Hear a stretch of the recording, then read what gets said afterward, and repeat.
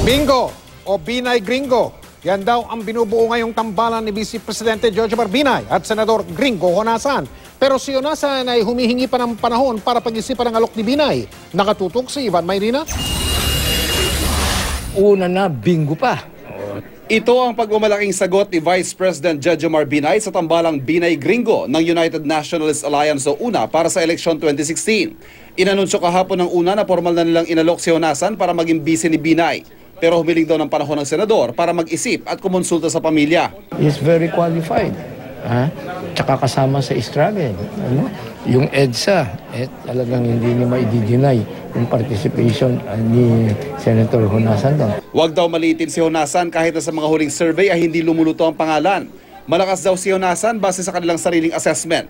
Unang kinausap ng una si Senador Bongbong Marcos bilang katandem ni Binay, pero kamakailan ay nagdeklara ito na tatakbo itong vice-presidente pero hindi bilang running mate ni Binay. There were political constraints. Ano po? Can you tell us? Ganun palaki yun. Tapos na yun, it's water under the bridge. Siyempre, nagkamayan pa nga kami. Nakatawa para kami pareho. Posibleng sa isang political rally sa Cebu sa Biyernes, formal na ilulunsad ang tambalang bingo kasama ang kanilang senatorial slate na pinipili pa raw mula sa 17 nasa listahan ng kanilang selection committee.